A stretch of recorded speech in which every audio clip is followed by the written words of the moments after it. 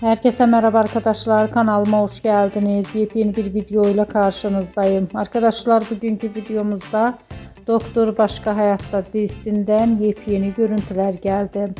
Romantik görüntüleri sizler için YouTube kanalımda video halinde sunuyorum arkadaşlar.